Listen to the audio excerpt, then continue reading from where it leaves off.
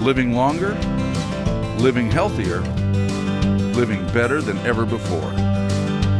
Welcome to Mountain Pacific's Healthy Living for Life, a weekly series that gives you the information, education, and expert insight you need to become an active participant in today's ever-changing healthcare climate. Here now is today's program host. A chronic disease or serious illness can change your life forever. When you or a loved one is faced with fighting a disease like cancer, how do you stay strong to fight the fight of your life? And what resources are out there to help? Today's show is going to talk about just that. Welcome to Healthy Living for Life, a show dedicated to helping you do just that. I'm Beth Brown, your host. Stay tuned. Welcome back to Healthy Living for Life. We're joined now by Chelsea Rice. Chelsea is a cancer survivor, and thanks so much for being with us, Chelsea. Thanks for having me. So what type of cancer did you have, and how long did your treatments last?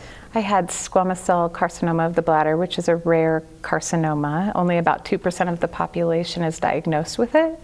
And I was diagnosed in 2012, and it's been about 6 to 7 years since I was diagnosed. So congratulations on that. Thank you so much. And so what were the treatments that you did, and how long did those last? I did chemotherapy followed by a radical cystectomy, so an 8-hour surgery, followed by physical therapy. And I still periodically have to go through physical therapy to regain strength in places that were compromised because of the surgery. Wow, that's a lot. So can you go back before that and kind of talk about what you went through when you were first diagnosed? Yeah, initially there was a lot of self-blame, and to respond to what you asked before, and the acute treatment of the cancer was about a year long, but recovery was much longer. And initially I did a lot of self-blame, and I wondered why exactly I had gotten cancer, and did a lot of crying on the floor, throwing myself around, and screaming at the sky, and then started practicing sitting quietly and gratitude lists in order to gain control over that anxiety. And so was that the main way that you were able to kind of get emotionally and physically ready for your treatment? Yeah, I mean, I had anxiety that would disrupt my sleep, and so in the morning I'd wake up and watch the sunrise, and I would count the things that I was thankful for, all the way from my community to the trees. And at night before I fell asleep, I'd do the same thing until I fell asleep, and that really helped me to put things into perspective. And so would you recommend that, or what kind of tips would you give to people who might find themselves in a similar situation where they have a battle ahead of them? How do you get prepared for something like that? I think practically preparation is, well, it's different for everyone. I do think having somebody outside of your family or immediate caretaker to speak with is really helpful, because your caretaker will hear over and over again the kind of struggles that you're having, as well as your best friends. But to find somebody who is autonomous of the situation really helps. And there's a wonderful program through a nonprofit called Immerman's Angels, and they do survivor mentorship. And I had people that I talked to consistently about side effects and coping and surgery and how to live a better quality of life after treatment. Okay, so finding those support groups, you would recommend that?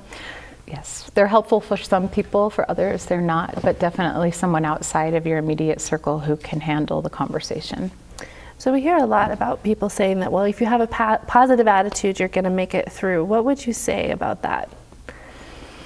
I don't think that positivity plays a part in recovery much. I think we say have a positive attitude, and that really is harmful to some people who don't survive, because you can't always control survivorship with positivity.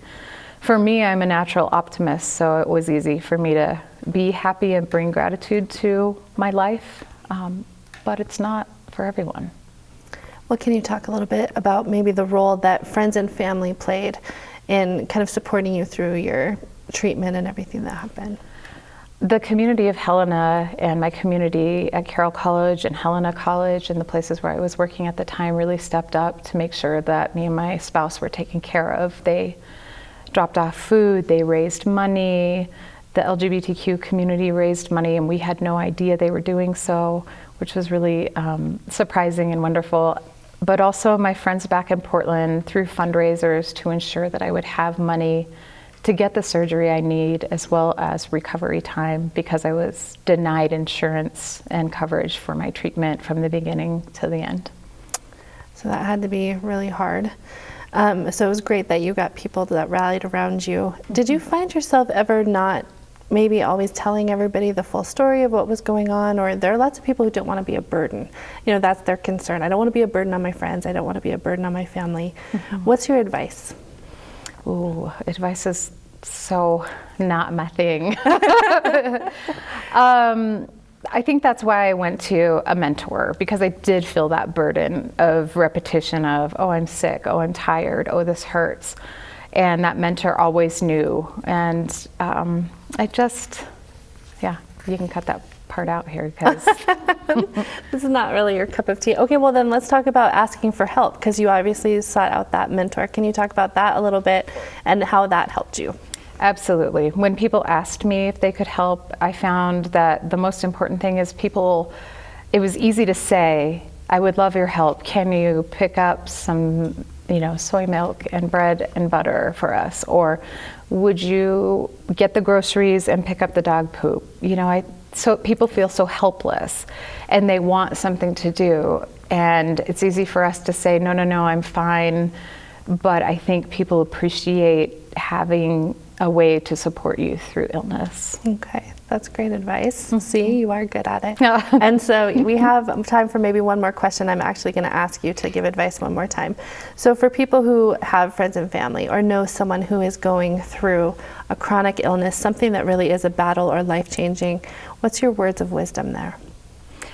I think that having someone else support the caregiver to that person, like a tertiary caregiver, if it can be found, because even having one caregiver can sometimes be difficult, but having a tertiary caregiver who can go to doctor's appointments and take notes, or be somebody who sits at the house while the patient sleeps, is really important, because both the patient and the caregiver, their brains are clouded because of the trauma and the information that's coming at them. So having somebody else is awesome. Okay, great. Thank you so much. That's all the time we have, but we really appreciate you coming on and talking about this.